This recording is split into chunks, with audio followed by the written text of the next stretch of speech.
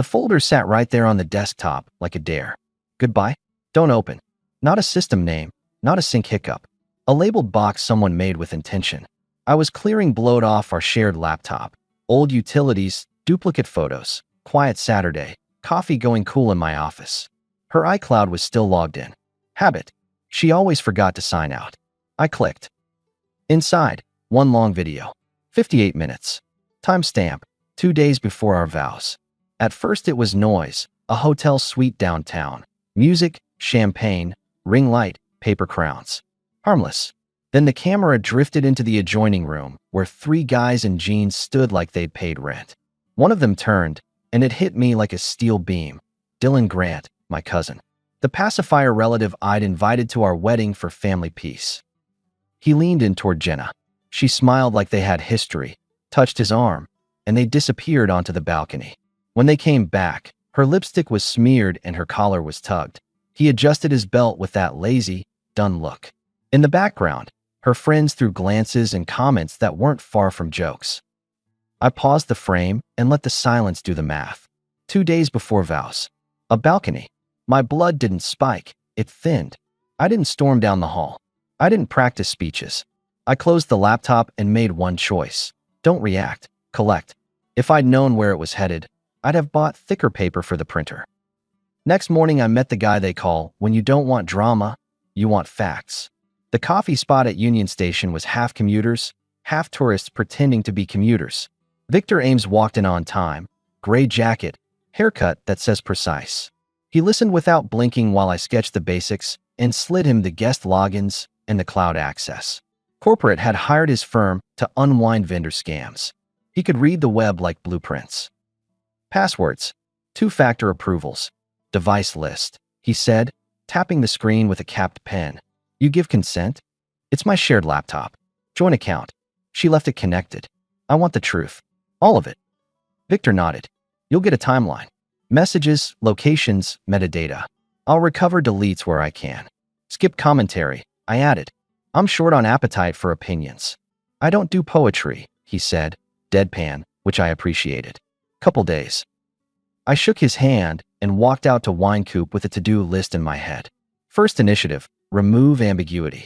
At home I signed out of her iCloud on the laptop, changed the laptop admin password, and set my phone to hard block unknown logins to our Wi-Fi. I called the bank and moved my direct deposit into a separate account that already existed for my pre-marriage savings. I didn't tell her. I didn't make it a lecture. I just trimmed access to what was mine before her and left the shared bills on autopay. Then I cooked dinner like it was any Saturday. Chicken and a bag of salad. She came in light on her feet, hair up, happy. Hey, we might be talking promotion, she said, tossing her keys in the bowl. My boss asked if I could take on the new client file. Good, I answered. You work hard. We ate and watched an episode of a show we never finish in one sitting because life gets in the way. She danced a little in the kitchen with a glass of wine while the dishwasher ran. She was comfortable. I was studying the shape of a lie and how people lean on it like a sofa. Sunday bled into Monday. I ran the weekly schedule meeting with my superintendents at a mixed-use build north of downtown. Concrete cures when it wants. Denver wind does what it wants. My foreman Nate noticed the way I kept checking my phone. You're waiting on a city inspector or a baby? He asked, smirking. Neither, I said. Just a guy with a report. You running audits, boss? Something like that. I kept my tone flat. On site, posture travels. Monday night, Jenna was suddenly domestic. She set 2 candles on the table like we were celebrating a holiday nobody else knew. I'm sorry I've been distant lately, she started while she plated pasta. Work's been nuts. I don't want us to drift. When did we drift? I sat back. I don't know. You've been busy. I've been busy. She reached for my hand. I was thinking, next month we should plan a weekend. Mountain cabin. No phones. It was neat and soft and landed exactly after I pulled her access and rerouted my money. Mid-turn. I clocked it and didn't bite. Maybe, I said. Calendar's a mess with 2 bids out. And I'm adjusting how we do some things at home. Her eyebrows ticked. Such as, just housekeeping. Passwords. Finance buckets. Makes everyone's life easier. Everyone, she repeated. You changed something without talking to me. I changed things that involve my income and my devices. You still have what we budgeted together. If I'm footing the mortgage and the truck payment we agreed on, I get to decide where the savings sit. That's not a mood. That's responsibility. She leaned back and crossed one leg. I don't love the vibe. I shrugged. I don't love the way the trash pickup got missed twice because the bill autopay failed. So I moved it. Things will be on time now. She rolled pasta on her fork with a small, tight smile that looked more like respect than outrage. Or calculation. Either works. We loaded the dishwasher. She tried a shoulder rub when I stepped past her. I set down the towel and let it sit, but didn't encourage it. When my phone buzzed Tuesday afternoon, I braced without showing it. Victor, ready when you are. I told Nate I had a vendor issue and ducked out. In Victor's office, everything was whiteboard and files and a printer that could shame a copy shop. It's ugly or clean? I asked. It's complete, Victor said. He spread the printouts. I recovered text threads, location pings, and deleted photos from backups. Here's the sequence. The earliest contact is 3 weeks before your engagement party. It continues through your travel periods. This, he tapped a page, is a line that tells you motive without me telling you motive. I read, "You really going to marry him?" from Dylan. And her reply, "Of course. He's the safe plan. You're the fun." I let the sentence sit like wet concrete. It settled fast. Victor didn't comment. He handed me a slim drive. Copies of everything. Encrypted. Here's the key. Billing. It'll be in your inbox tonight. Do you need a summary for counsel? I need the truth for me. Counsel will get it next. On the way home, I bought 2 ink cartridges and a fresh ream of paper. Back in my office, I printed what mattered. The line, the timeline, the map points. I kept the pages clean and clipped them in order. I connected the laptop to the big TV in the living room and cued the video to the balcony section. Then I did one more thing. I sent a group text to Dylan and his fiancée, Erin. Dinner at our place tomorrow, 7 p.m. Need to clear the air on something family-related. Dylan typed, erased, typed, then, sure. Erin sent a thumbs up. I smiled without joy. People who live on shadows hate daylight. Jenna came in whistling, dropped her purse, and kissed my cheek. Big day? I think the promotion might actually be real. Are you home tomorrow? Maybe we celebrate. Tomorrow's full, I said. We've got company. She blinked. Who? You'll see. I hit play. The party laughter filled the room, tinny through the TV speakers. Her hands went still on the back of the couch when the balcony door slid and Dylan came into frame. When her own collar flash tugged and her lipstick looked smeared, she reached for the remote without thinking. I had it already. She looked at me, not the screen. What's this? She asked, not a question. A video labeled goodbye. Don't open. Time-stamped 48 hours before we said vows. I opened it. It wasn't goodbye. It was hello. Turn it off. No. I was drunk, she said quickly. We were all. Save it. I unplugged the HDMI and set the laptop aside. I picked up the clipped pages like a foreman picking up a punch list. This is a full report. Messages, location logs, recovered photos. It lines up with my travel schedule like a set of trusses. I'm going to read one line, and then you're going to decide how much you want to say before tomorrow's dinner. She tried to step around the coffee table toward me. I took a half step back because boundaries aren't theoretical. I read, of course. He's the safe plan. You're the fun. Her mouth opened. Her face did a math problem it didn't like. That's not how I meant. You meant it exactly like that. I cut across her calmly. And you lived it exactly like that. You kept this running before and after vows. Every trip I took, there's a ping near his apartment or near that hotel. So here's what's going to happen. You're going to talk. I'm recording because I'm done with arguing about versions. And if you decide to lie or edit, we'll let Erin hear it with us. She's confirmed for 7. You invited her? She swallowed. You can't. I can. Or you can talk to me here and keep it clean. Your choice. It took 20 seconds for pride to lose to fear. Then she sat on the far end of the couch like we were in a meeting room and started to outline what I already knew. Her voice went steady when she switched to facts. When it started, how it kept going when I traveled, how she kept both paths because they gave her different things. She threw in softeners. It wasn't serious. We were stupid. It didn't mean what you think, but they fell like foam with no weight. I nodded occasionally to keep her moving. I asked to clarify dates. She confirmed.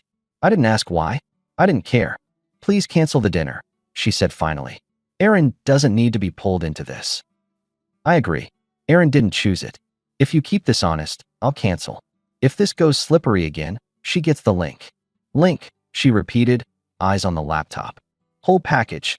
I prefer not to, but I won't babysit your image. You're cruel, she said. No, I'm accurate. I ended the recording and emailed it to myself and then to a folder I had made that morning with a boring name. She washed my hands while I worked like the keyboard could betray her again. You're leaving? She asked. I'm not sleeping next to you tonight, I said, standing. Guest room. Can we talk? We did. Tomorrow morning, I've got an early appointment. Do not touch my laptop. You're not even going to yell. It wouldn't change what happened, I told her. And I don't yell for sport. I packed a small bag quietly, took my work boots out of the closet, and placed them by the door. She stood in the hallway like a stranger in her own house. The guest room smelled like paint from 2 months ago when I touched up a scuffed baseboard. I slept fine. A good man sleeps fine once he's done pretending. At 8:30 sharp, I sat in a chair across from Daniel Cortez, my attorney since the year I bought my first rental. Plain office, coffee that tasted like cardboard, competence in a tie. Walk me through it, he said. I put the laptop on the desk and cued the balcony clip, then the recording from last night. I slid the printed report across like a bid packet. I want a clean exit under the agreement we signed. Pre-marriage assets stay mine. Home goes to who's on the title unless there's a buyout. In the event of behavior we just documented, it's the quick path. We drafted it simple for a reason. Daniel scanned, lips tight. He didn't ask me how I felt. He asked me if I was prepared to proceed today. I am, I answered. I also want to protect myself from theatrics. She's been talking about a promotion. She'll want to keep everything looking pretty. I prefer a balance. Calm on the outside, structure under the hood. Then we draft, we file, and we set terms, he said. Temporary arrangements. Who stays in the house until disposition, how expenses are covered, and non-contact triggers. You want to remain in the property pending resolution? Yes, I said. It's my mortgage and my name on it. I'll be respectful and brief. If she wants to move out to a friend's, I'll cover a truck and a storage unit for a month. No fights. Daniel nodded. You're doing this like a construction schedule. I approve. I'll send you the packet by end of day. On the way out, I texted Erin. Dinner's off. Mix up on our end, sorry. She sent back, no worries, with a heart. I put the phone away.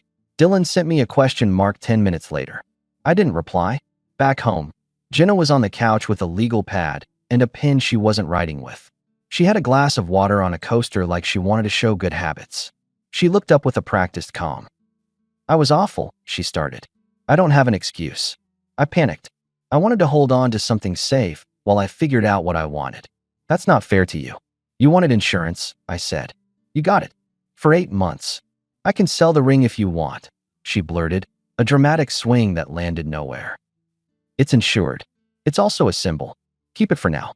We'll handle items line by line like adults. Her shoulders dipped. I want to fix it. I believe you want to fix your comfort, I said. I don't exist to hold your comfort while you collect hobbies. She stood, walked into the kitchen, and came back with a mug. Tea. She offered, small and careful. The second illusion. So tender it squeaked. I'm fine, I replied. Here's what's next. Papers are being prepared. For the next 2 weeks, we split space and time. I'll be at the house Monday through Friday nights. You take weekends, or vice versa. You choose. Non-overlap. No casual drop-ins. Start collecting your things and decide on where you'll be. Money stays as we budgeted. I'm already covering the big items. You'll get a neutral email from counsel. We'll keep drama at 0. And, this matters, no contact with Dylan. None. If you feel pulled to update him, resist the pull. You can't tell me who to talk to, she said, trying to find a ledge. I just did. It's not a request. It's the condition for me not sending a packet to Erin and to a very small set of family members who think Dylan has improved. He hasn't. He's the same kid who borrowed tools and returned them broken. He can learn on his own time. You're trying to control me. I'm rescinding access, I corrected. Not the same thing. She stared at me like she could buy time with silence. I had a site walkthrough at 2 and a change order to price by 5. I grabbed my field notebook. Which days do you want here? I asked. She swallowed pride again. I'll take weekends. I'll stay at Heather's. Good. Leave a note on the fridge if you need to coordinate a pickup time. Don't text me fluff. Okay, she said softly. I changed clothes for the site and headed to the garage. She followed a step behind. Do you hate me? She asked at the door. No, I said, pulling on my jacket. I don't carry hate. I carry decisions. At the job, Nate met me with a stack of RFI printouts. Everything okay? He asked. Everything is clear, I said. Put that on the board. Clarity is the word of the week. He laughed without knowing why. At noon, I stepped away to make one call I didn't know but wanted. I dialed Dylan. He picked up on the third ring, voice too casual. "Cuz," he said. "About dinner." "Cancelled," I said. "Listen carefully. I know everything. I have it all in hard copy and digital with backups. Do not contact my wife. Do not contact me. Do not show up at the house. If you speak to family about this, be accurate. If you try to twist it, I will be accurate for you, with attachments." "You're overreacting," he said, reflexive. "I run job sites with 40 men and a budget that would make you sweat," I replied. "I don't overreact. I plan. You gambled with my life and your fiancé's. You'll handle your side. I'll handle mine." He tried bravado. "You can't make me vanish." "I don't need to make you vanish," I said. "I already deleted you from my life. That's lighter than making you anything. Lose my number." I hung up because some conversations don't deserve extra airtime. By late afternoon, Daniel's packet hit my email. I printed the signature pages and took a pin to them the way I've signed off on 100 inspections. Deliberate, no flair. Jenna came home early, eyes puffy like she'd rehearsed sadness in her car mirror. She saw the signed pages on the table. "You filed," she said, thin. "We filed," I corrected. "You'll get served politely. The process is not a fight. It's a schedule." She paced once, twice, then stopped. "What if we try a counselor?" "What if we don't try theater?" I answered. "Counselors are for people who lost their way, not for people who drew maps to 2 houses and acted surprised they couldn't live in both." "Please don't tell my parents," she said. "I won't," I said. "Your parents were kind to me. I don't rope them into this. But if anyone asks me direct, I tell the truth. And if anyone tries to smear me, I correct the record with more than adjectives." She nodded like she understood the terms of a contract she didn't love but had to sign. Saturday, she packed boxes. I scheduled a truck. I called ahead to a storage place and reserved a unit for a month in her name. She had the code by text before she asked for it. When the movers showed up, I walked them through the house in 5 minutes. Living room couch, guest room dresser, 2 shelves from the garage, marked. That's it. They did their job. She stood on the porch pretending the weather mattered. Heather arrived in a hatchback that smelled like vanilla. Heather had a sharp bob haircut and eyes that weighed people. She looked at me like I was a story she wanted told one way. "Heather," I said, offering my hand. "Thanks for helping. Is this necessary?" she asked, blunt. "It's already done," I replied. "The necessary part is being decent during the exit." Heather glanced at Jenna. "You okay to come to mine?" Jenna nodded, grabbed a tote, and brushed past me without a word. I stepped back so she didn't have to invent an obstacle. That's as generous as I get. Sunday morning, I moved my own things like a man staging a work site, labeled minimal, 1 trip. I took my diplomas and my personal tool chest out of the office and left her the desk she liked. I changed the spare key hiding place and texted her. Key moved. If you need access during weekdays, text Daniel's assistant for a window. She replied, "Okay." Monday, Aaron texted me out of nowhere. "Hey, weird question, but is Dylan avoiding you? He's been off." I stared at the phone for a full minute. Then I wrote, "I'm not the right person to ask about Dylan. If you need clarity, ask him direct." I didn't attach anything. I didn't have to weaponize the truth for it to stand up. In the weeks that followed, the tension deflated like a tire with a nail, slow, inevitable, a quiet hiss. Jenna tried small entries. A photo of our dog, my dog, technically, but she loved him during her shifts. An article link about outdoor decks because we'd talked about adding one next spring. Each time I answered like a manager logging a request. Noted, talk to counsel. After timing is set. She hated the formality. She leaned into sugar, then into sulk. Neither moved the schedule. 2 Fridays after filing, she asked to meet on neutral ground to exchange a few lingering items. I chose my foreign territory on purpose. The shop floor of our supply vendor, loud with saws, public, no room for theater. We met at a high table near the checkout station. Here, she said, sliding a small box toward me. The watch I wore on the day we signed the house. She'd taken it for a band adjustment and never brought it back. It's fixed. Thanks, I said, checking the clasp and setting it in the pocket of my jacket. I put in for the promotion, she added. I might get it. Good, I said. Work hard. It pays bills. She looked around the shop. Men in work boots, order slips, forklifts backing. Not her stage. You won't even sit down with me? I'm standing, I said. I'm giving you time in a safe place. That's already more than most people get. She swallowed. What am I supposed to tell people? The truth. What truth? That we weren't aligned, I said. That we parted because we wanted different lives. It's not a lie. That makes me sound. Stop. I cut in, raising one finger. You're negotiating your image while we're trading a watch and a set of spatulas in a lumber store. Read the room.